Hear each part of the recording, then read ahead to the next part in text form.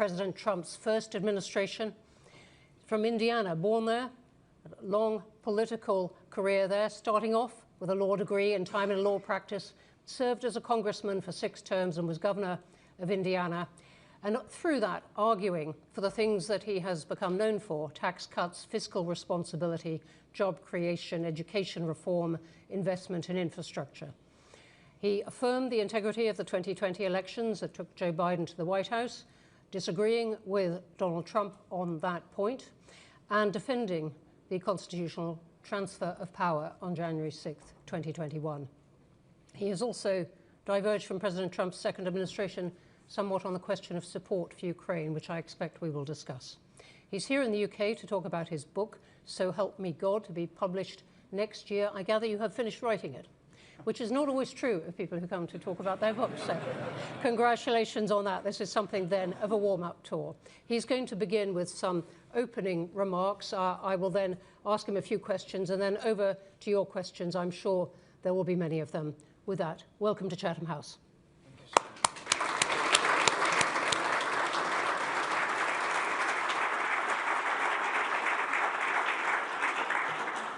Well, thank you for that introduction.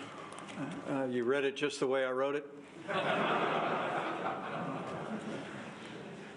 But it genuinely is an honor for my wife Karen and I to be back in Great Britain. We are rounding out a week of travel that's taken us from Newcastle to the north and Oxford and Cambridge, but I was very much looking forward to the opportunity to walk in these historic halls and speak into this moment here at Chatham House, an institution that for more than a century has stood as one of the world's leading forums for thoughtful debate and principled dialogue on international affairs. Well, it wasn't in my introduction. I hail from a heartland state, but I spent more than a decade on the International Relations Committee in the House of Representatives as a governor. I traveled the world, because in Indiana we do 2 things well. We make things and we grow things and we sell them to the world. And then as Vice President of the United States, I had the privilege of representing our country in many venues with many world leaders. And so I cherish the great tradition here at the Chatham House, and I'm humbled by the invitation. Truth is, Chatham House has helped nations turn the lessons of war into the practice of peace. And in every generation, your work has reminded us that ideas shape destiny and the future of freedom. Join me in thanking the leadership here at the Chatham House for the work that you continue to do.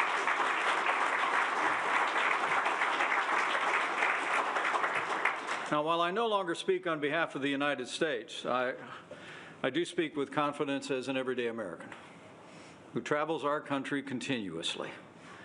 And I came here to speak with confidence on behalf of millions of Americans who cherish the enduring friendship between the United States of America and the United Kingdom. As I learned in my 20 years in public office, our bond is like no other. The special relationship, as Winston Churchill called it, was not declared by a treaty or born of convenience. It was forged in the fires of World War I and World War II. Together we faced the great trials of the last century. The eyes of the world turned to us when the hopes and prayers of liberty-loving people everywhere.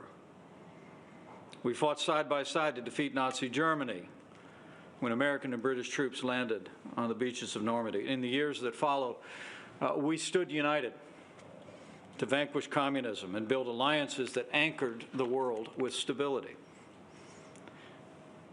And just as America came to Britain's aid in the Second World War, I was in Washington, D.C. on September the 11th, 2001, as a new member of Congress. And I witnessed Britain come to our aid after 9/11. The only time Article 5 has ever been initiated under the NATO treaty.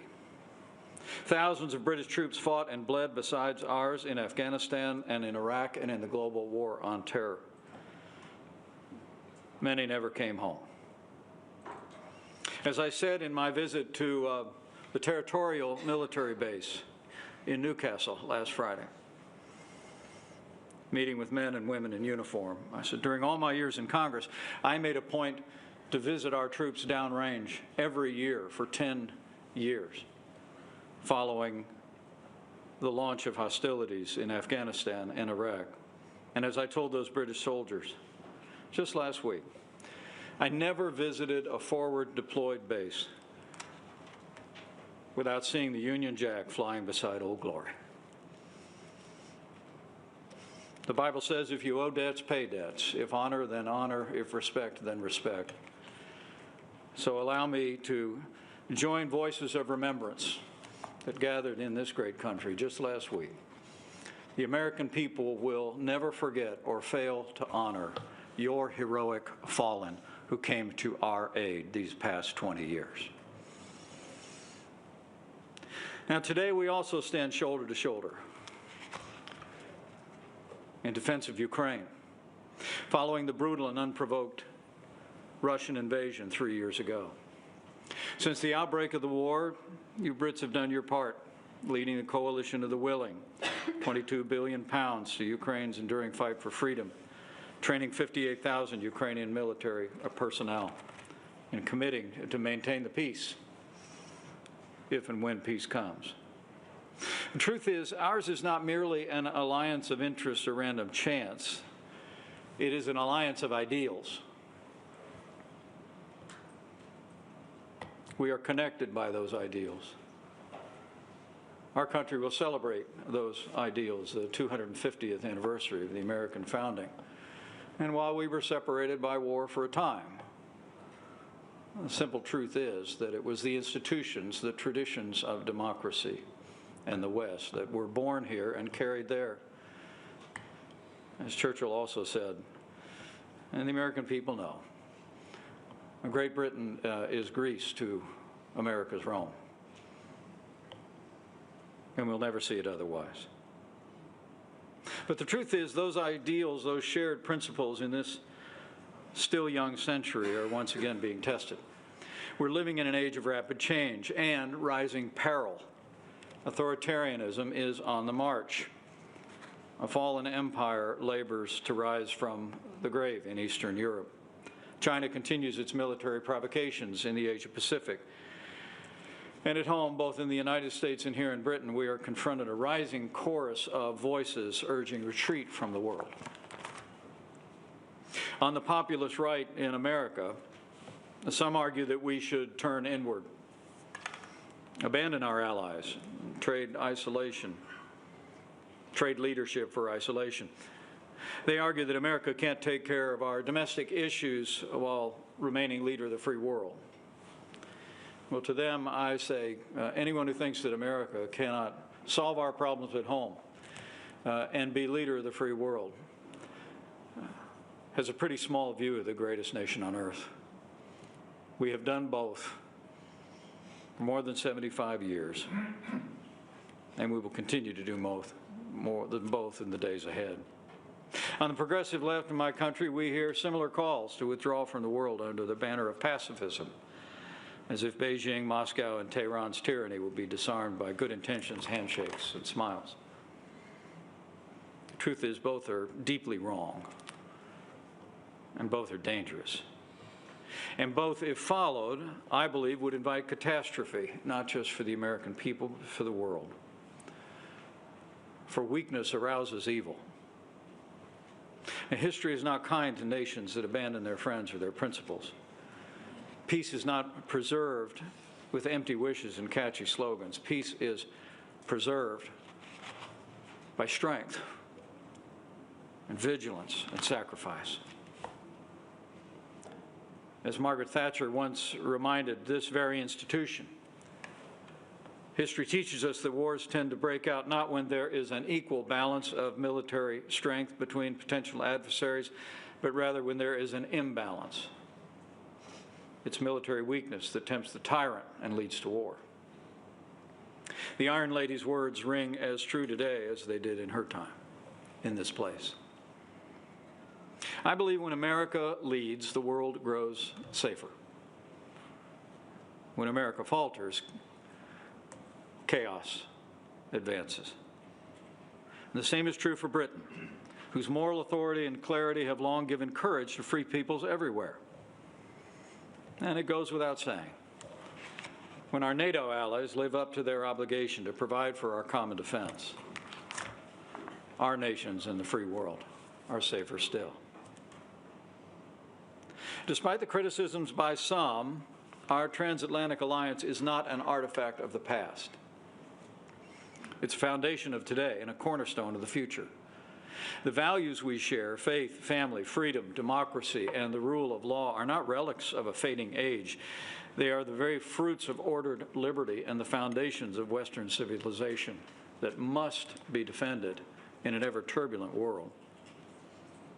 Now, gathering here today as Karen and I prepare to return home later to pay our respects and attend the funeral of a predecessor, Vice President Dick Cheney. I'd be less than candid if I didn't acknowledge that in recent days, the special relationship between our countries has begun to feel at times like a especially difficult relationship. Now, I acknowledge that some of our president's recent actions imposing unilateral tariffs on friend and foe alike have strained relations with the UK, at least for a time.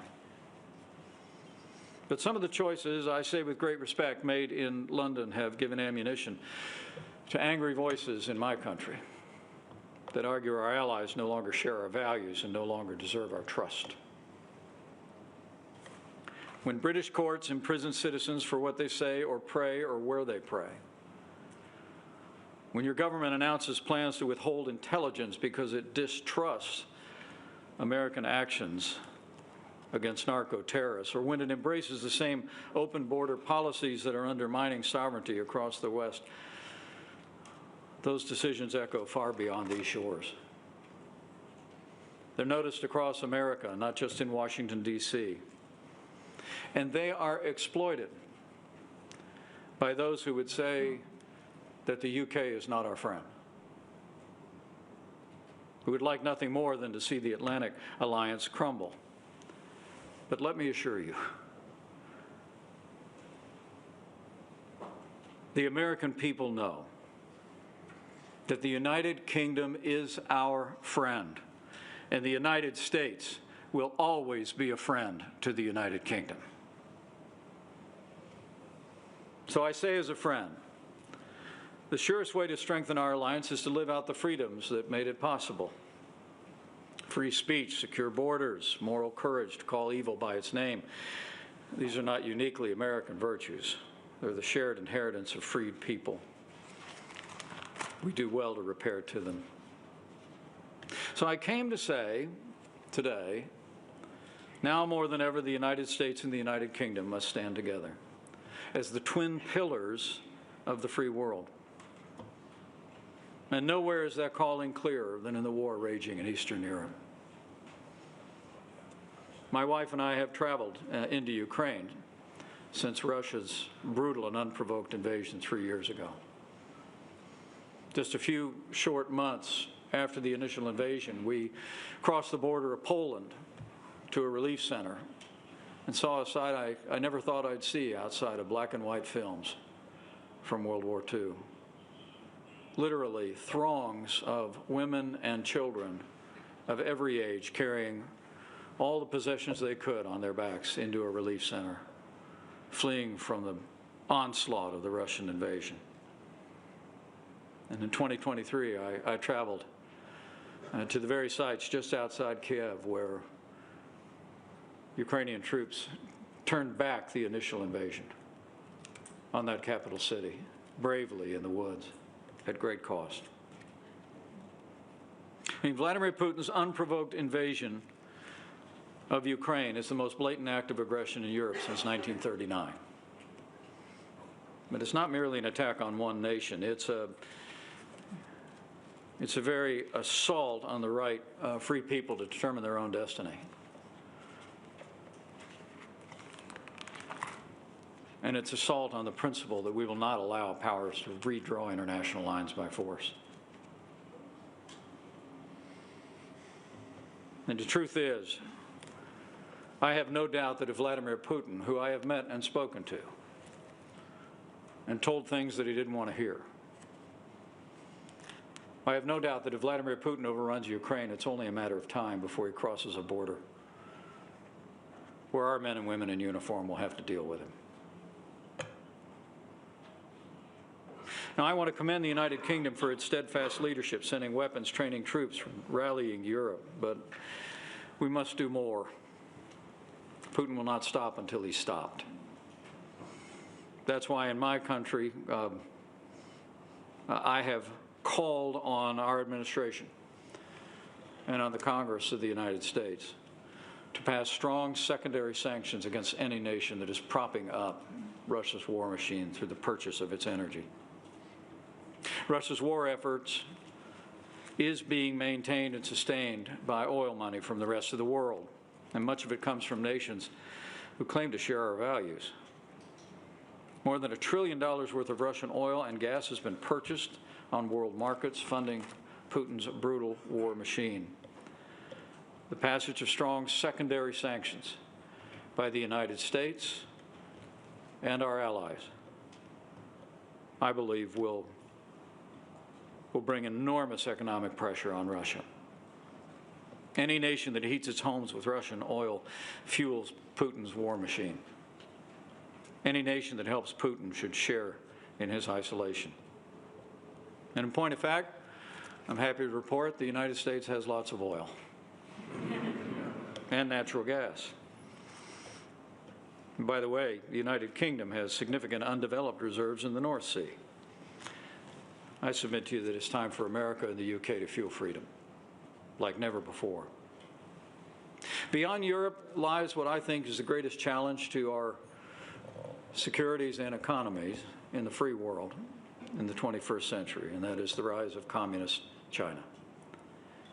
While continuing to engage in trade abuses, military provocations, and human rights violations, Beijing inches closer to Taiwan each passing day. And of late, President Xi has continued the communist long-running war on Christianity. Just a few weeks ago, they arrested the pastor of one of the largest underground churches in China, Pastor Ezra Jin Mingri, along with dozens of other church leaders. I would submit to you that in support of our shared commitment to religious freedom, our nations must continue to call on the CCP to immediately release the detained church leaders. And in support of our commitment to democracy and a free press, the time has come for Hong Kong to free Jimmy Lai.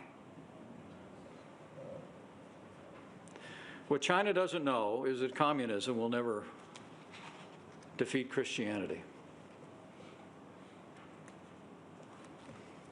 People who know me well know the introduction I prefer is, I'm a Christian, a conservative, and a Republican, in that order. The truth is, you can pay £10 and visit the grave of Karl Marx here in London. But if you try to visit the grave of Jesus of Nazareth, he isn't there. He's risen, and his church is on the move. Beijing makes no secret of its desire, not just to expand its influence in the Asia-Pacific, but to remake the world in its own image. More totalitarian, less prosperous, more antagonistic, less concerned with human rights, in a world in which we're all less free.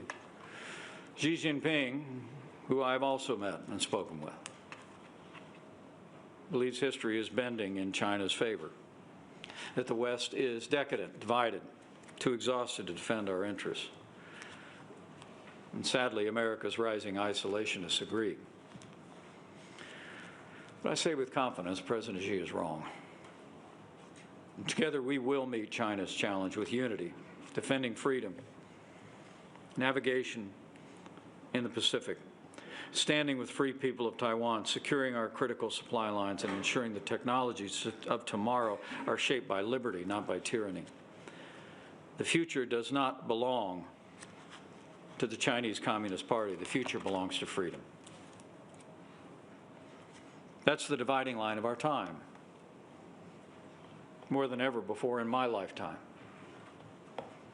free nations on one side and those hostile to freedom on the other. In Europe, Asia, and especially in the Middle East. You know, I'm proud to reflect on the shared, deep historical bond that the United States and the United Kingdom share with Israel. Here in Britain, the tradition of Christian Zionism helped inspire the Balfour Declaration, which in turn paved the way for the rebirth of the Jewish state of Israel. And America was proud to be the first nation on earth to recognize that nation in 1948. It is a legacy worth defending and preserving in our time, fulfilling the hopes of generations, both of our countries, and of the proud Jewish people through the millennia. And make no mistake about it, Israel's survival has never depended on charity. It's depended on partnership. That partnership has made the world safer. As America's B-2 bombers buried the Iranian nuclear program under tons of rubble, it was the Israeli Air Force that cleared the way to a safer world. And as we stand with our cherished ally Israel, I submit to you with great respect that we must also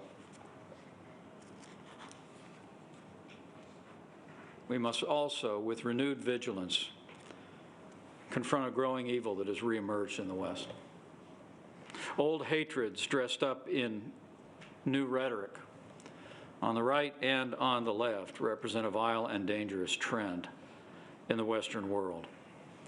And whether it is whispered in the back rooms or shouted on social media, anti-Semitism has no place in a free society anywhere in the world and must be universally condemned. So those then are our challenges, and I look forward to our conversation and your impressions. And I know there are some who say that America is weary and losing interest in the world. That we've lost our appetite for leadership, but that's not the America I know. Outside of social media echo chambers, I can assure you the American people still believe in the ideals of our founding and still embrace America's unique role as leader of the free world. The Ronald Reagan Presidential Library in 2024 did a national survey, found that 57% of Americans, a record high, believed, quote, the U.S. should be more engaged and take the lead in international affairs. Even a majority of those who identified themselves as MAGA Republicans embraced that principle, and I believe they still do. The American people are rejecting the siren song of populism, and I believe they always will. Because America's core character does not change. With one leader, one season in our history, our nation has weathered populists and progressives, isolationists and realists, every shade in between. I mean, our country may get off message from time to time, but America will always be defined not so much by our government as by the enduring and indomitable spirit of the American people. A belief in freedom, free markets, and government of, by, and for the people. So as I close, let me say to all who are gathered here, straight from the heart, that don't give up on these principles or the important relationship between our two free nations, on the alliances that make us strong. Don't give in to pessimism. Don't lose faith in your countrymen, and never, never doubt the goodness, decency, resolve of the American people. And I know with God's help, America will continue to lead the free world. And as the United Kingdom and our allies stand with us, we will stand firm for freedom against this rising tide of tyranny and aggression, and we will forge a future of liberty, security, and prosperity for all mankind. So help us God.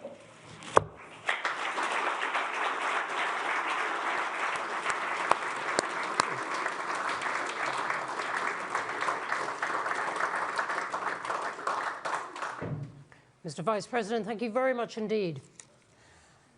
With those final remarks about America's core character does not change, you've taken us right to the heart of one of the questions the world is asking about whether the United States has indeed changed.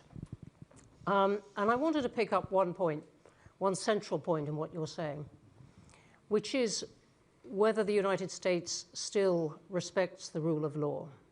I'm thinking of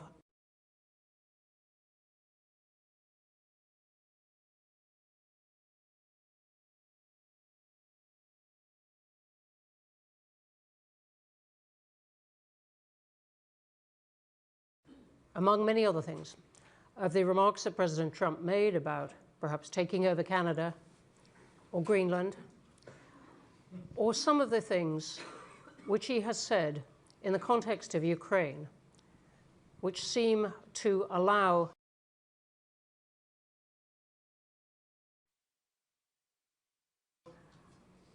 President Putin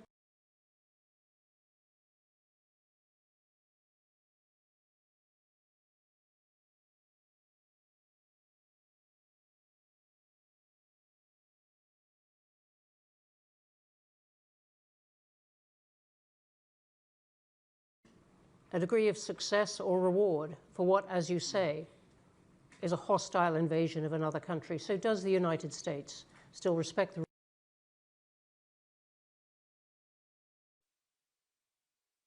rule of law? What can you say to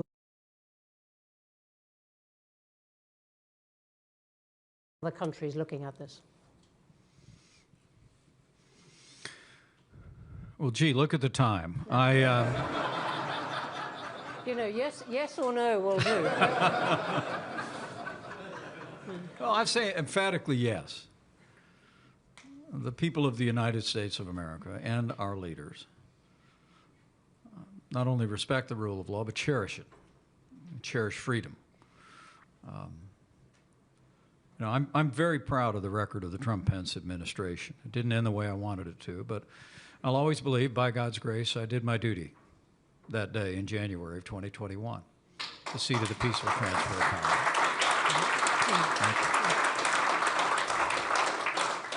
But up until that time, I can tell you that President Trump and I had a close working relationship. Some people think we're a little bit different.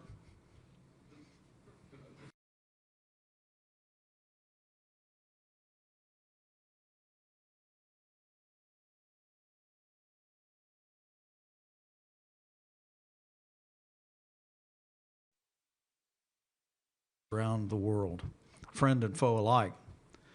But along the way, I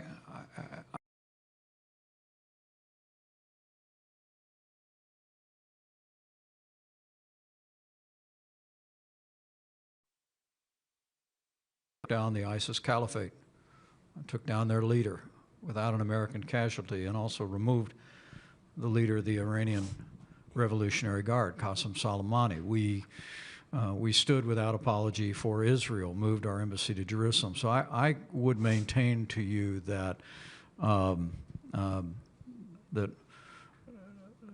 that even as the president's rhetorical style can get the attention of the world, like very few leaders I've ever known, that watching what America did in our years, watching where the administration has gotten to after some stops and starts with Ukraine, should give evidence of the fact of what the expectation of the American people is, what the expectation of our leadership is in Washington, D.C. I think we're going to continue to be a nation standing for freedom. President Trump will not change.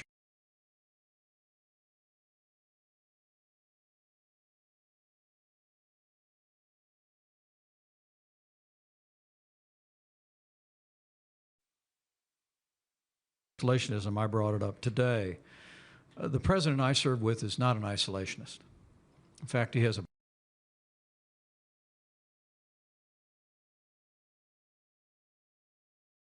strong secondary sanctions.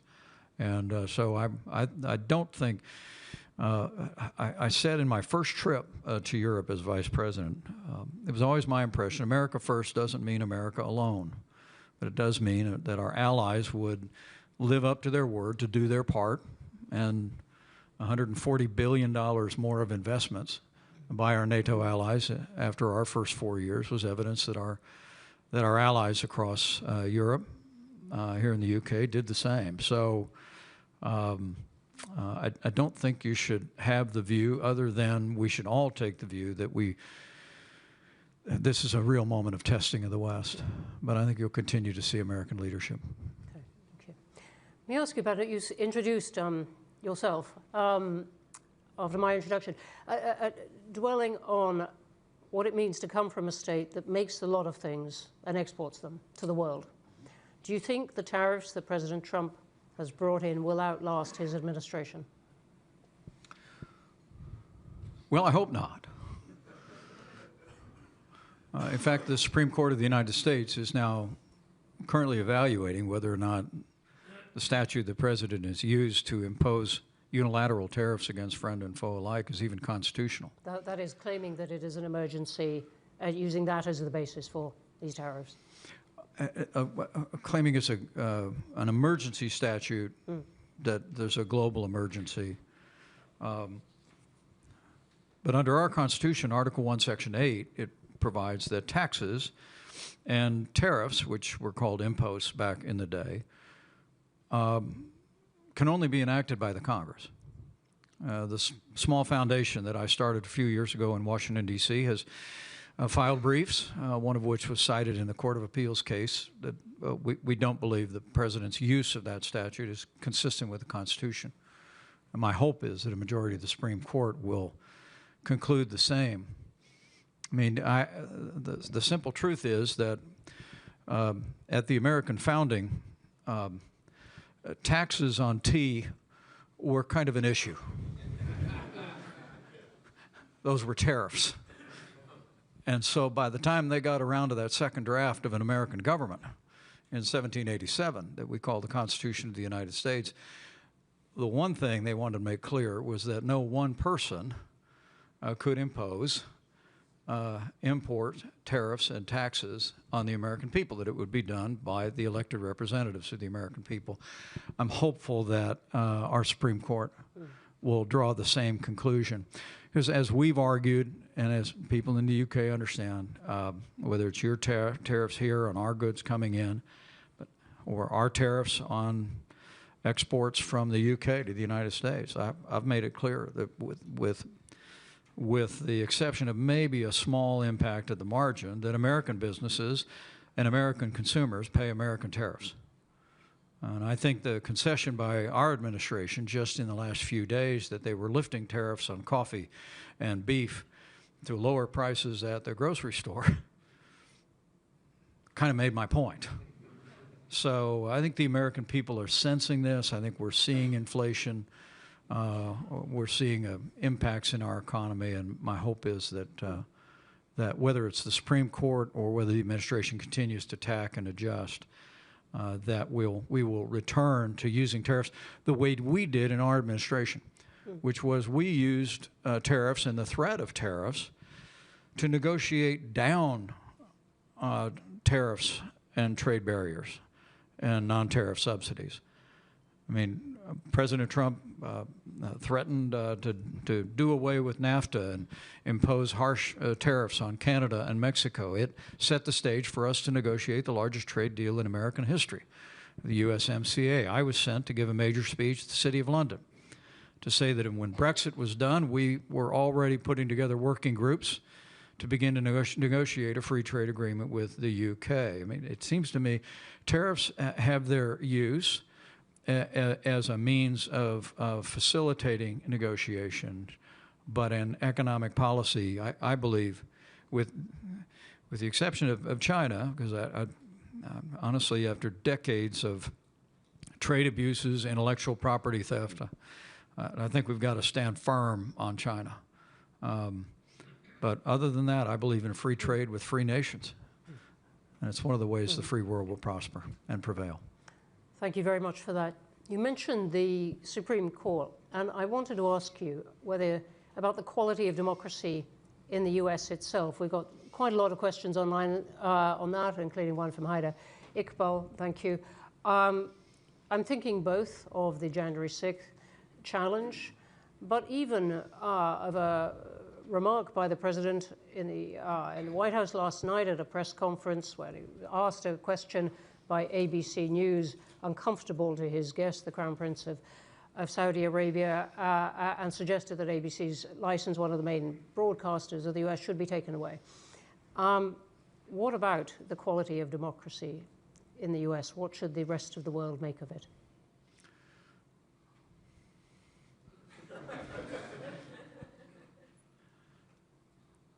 I'm very confident about American democracy.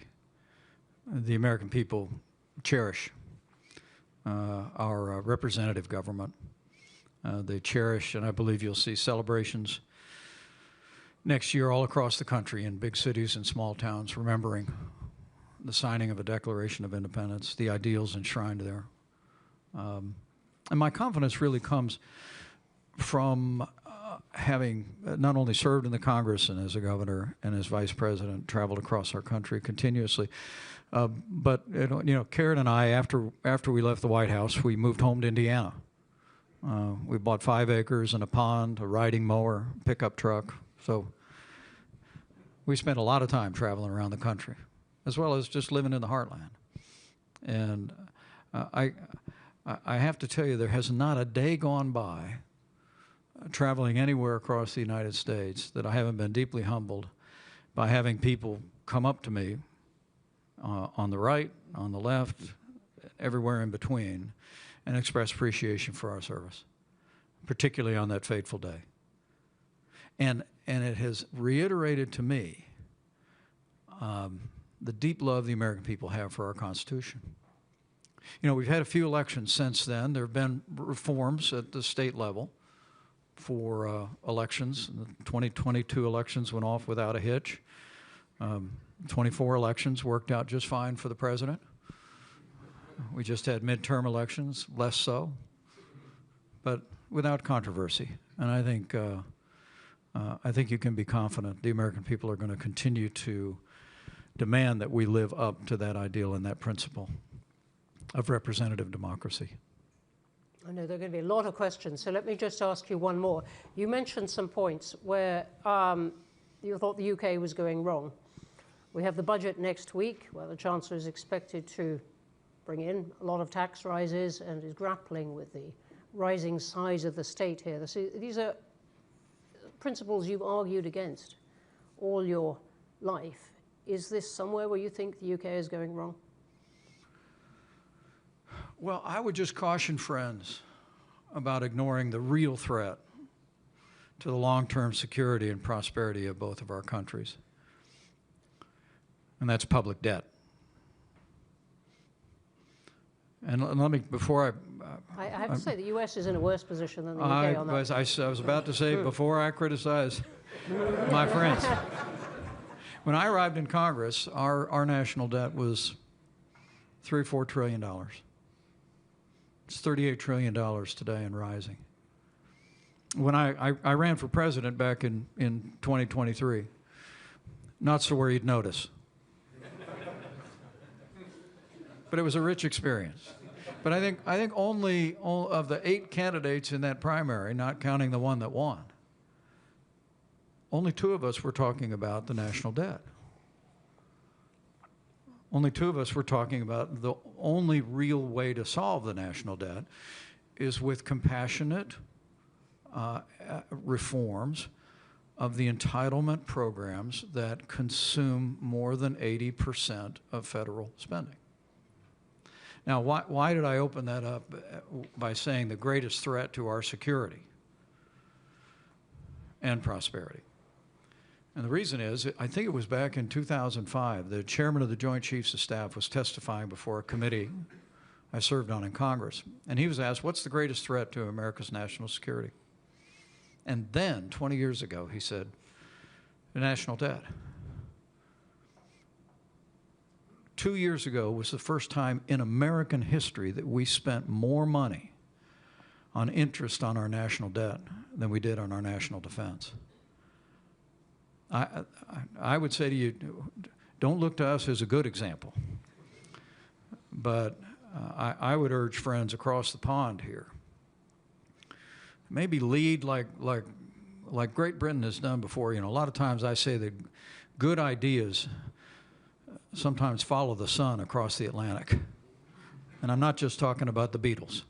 But policies that echo and they come to the West and they impact. I would love to see the people of Great Britain call upon their leadership to lead on the kind of fiscal reforms that will put us back on a sustainable path. I'll continue to be a voice for that in our country, but I think we have a moral obligation to lift this mountain range of debt off our children and grandchildren for our security and our prosperity, and I'll continue to champion it. Thank you very much. Let's go to questions. Lots of hands up. Right, let me come here first in the front row.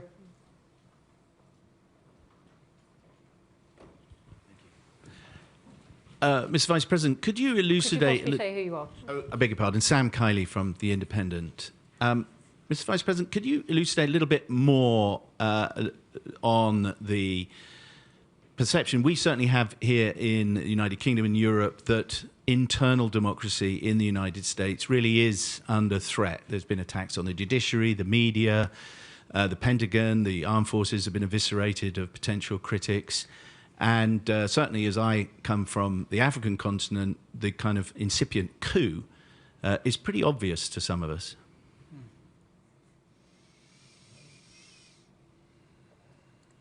I understand the perception, and I understand the way actions get written about.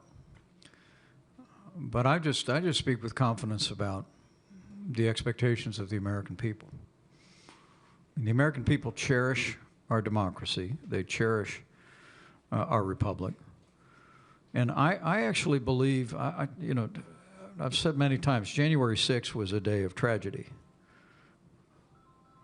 But thanks to the heroes in uniform, the riot was quelled. And you witnessed Republican and Democrat members of the House and Senate reconvene the very same day to complete our work under the Constitution. So that day of tragedy became a triumph of freedom. And while, as I said, I still have my critics, even in my own party, on my actions that day, I believe the overwhelming majority of people in my party and across the country look to that day and are grateful to all of us. Now, the only heroes I saw that day were wearing uniforms. But the fact was that every member of the House and Senate, Republican and Democrat alike, reconvened the very same day and did their duty and did their work. Should be a source of great confidence. There's always, with changing administrations, there's always cross currents, and perceptions can vary, but I have great confidence in the expectations of the American people, and you should too. Okay, thank you. The woman right here towards the back, two in from the aisle. Thank you very much, Mr. Vice President. Judy Harthi from the Leadership International Program at Chatham House. We're all witnessing the Crown Prince of Saudi Arabia's visit right now to the White House, and we're hearing about a potential defense pact and new AI agreements. We're hearing also that this partnership will evolve beyond the traditional. What will that look like in the short term and in the long term? Well, I saw a lot of the press coverage yesterday, and people seemed surprised at the engagement with Saudi Arabia for a variety of reasons. But it's important to remember that the first international trip that the president took under our administration was to Riyadh. We engaged Arab nations directly and immediately, even while we stood without apology with our most cherished ally, Israel. We, as I said, moved the American embassy to Jerusalem. We recognized the Golan Heights. We were told by many sincere voices in international relations that would result in harvesting the whirlwind, that war would break out in the region. In fact, what broke out was the Abraham Accords. 2020, while the world was wrestling with the worst pandemic in 100 years, we still nevertheless were able to gather on the south lawn of the White House and have two Arab nations normalize relations with Israel. And while I've expressed concerns here during my trip in the UK about the sale of F-35 aircraft to Saudi Arabia, and given that's the most advanced aircraft platform that we have, stealth technology, and I am hopeful the administration will carefully consider the transfer of that technology to Saudi Arabia and take steps to ensure that that technology does not fall into China's hands. Forgive me, is that your main concern, that that China gets access to it as opposed to changing the balance of power? It is a very real concern because I'm very aware of our military superiority, our technologies, and the F-35 platform is chief among them. But the other part of that is I hope what comes from it is I hope Saudi Arabia will find its way onto the Abraham Accords. That would be a colossal development in the region, and it may well signal after the horrors of October the 7th and the tragedy of the war the necessary war that Israel prosecuted in Gaza since, it might well herald a completely new season for peace in the region. Okay, thank you. Here, second up. My name is Nishan Chilkuri, Chatham House member, and I work for the Daily Mail. Mr. Vice President, you've obviously paid a big price for your commitment to upholding the Constitution. Going into the next election, do you expect to see actions that will challenge it yet again? What are your biggest fears?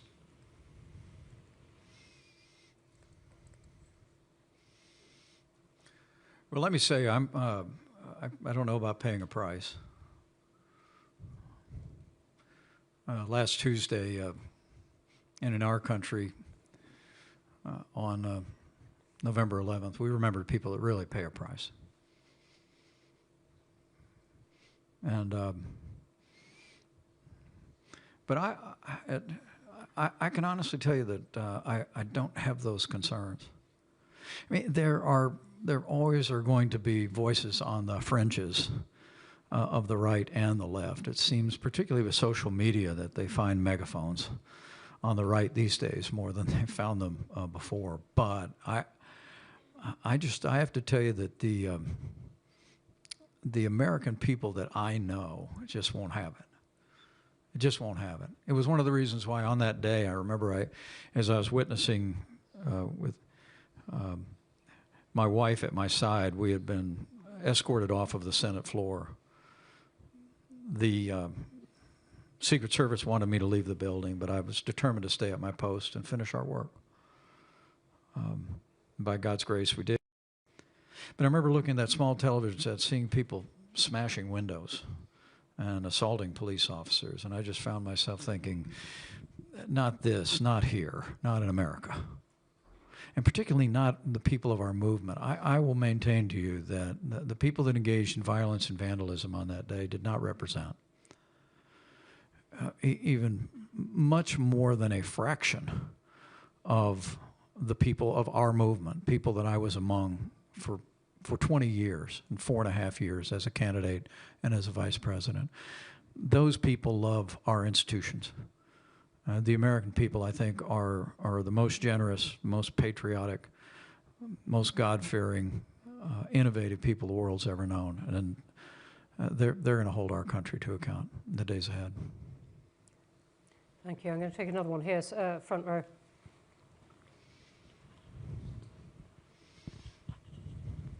Jonathan Rugman from Channel 4.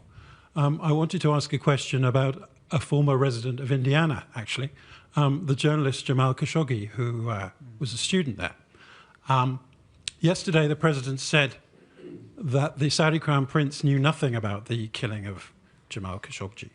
Do you believe that? And did you see evidence to the contrary when you were in the White House? given that the subsequent intelligence assessment, which was published, said otherwise? I would not have said that. Beyond that, I would not. I think the president also praised his record on human rights. Look, there's. Just to be clear, you would not have said that the Crown Prince knew nothing about it.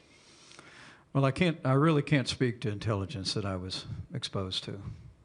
Well, President Biden published the assessment. But what I can tell you is that I would have not have made that statement.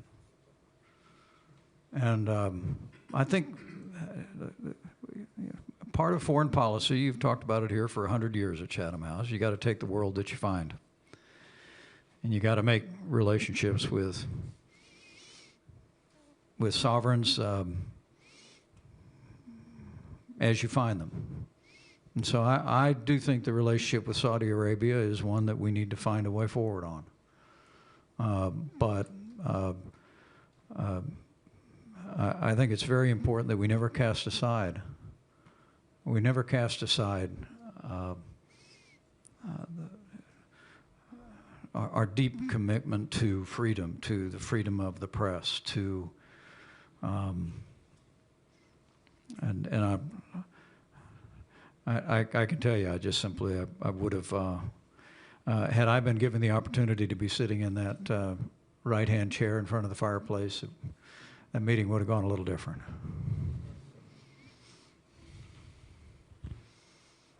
Right at the back near the door. Olivia. Thank you, Olivia O'Sullivan, Chatham House, and thank you for speaking to us today, Mr. Vice President. I have a question about immigration. In your remarks, you said when the UK makes certain choices, including around open borders policies, it raises questions among some in the US about the relationship and the alliance. In the past year, this UK government has significantly tightened immigration rules on skilled workers, on family reunification, for students, and most recently on refugee status. So when you say open border policies, can you say specifically what you mean? And in your view, what immigration policies should countries pursue in order to be assured the US will remain their ally? Thank you. Well, I speak more about perceptions in our country about the UK. And I don't believe in foreign interference in elections or policy. So I'll leave you to that. But there has been a perception of open borders, not only in the UK, but among other European nations. And the Biden administration essentially undid all the policies that we had put into effect that secured our southern border and ended asylum abuse almost overnight with what actually I negotiated came to be known as the Remain in Mexico policy. We required people, if they applied for asylum in the United States, that we would process their application, but we would require them to wait in Mexico as opposed to disappearing into the United States as literally millions were able to do in years before and after. The new administration has put all those policies back into effect, and essentially illegal immigration and asylum abuse has virtually disappeared. A nation without borders is not a nation. And I think it's absolutely essential that that our nations not only secure our borders, but I will also say to you, I think our immigration system in America is broken. And I can't speak to it here in the UK, but it looks like you might have the same problem. I mean, immigration ought to be an invitation for people to come in to your country. I think it was Adam Smith that said, no nation grows but by population. So you want positive immigration into your country, but you also want people, to come to the UK to be British. We want people to come to the United States to be Americans. My grandfather got on a boat in Ireland in 1923, sailed across the Atlantic, stepped onto Ellis Island, never lost that Irish brogue. Michael Richard Pence was named after Richard Michael Cawley. Proudest man I ever knew, and he was a proud American. He never forgot his home across the pond. but in what he used to call the old country. And I've been to that house he grew up in.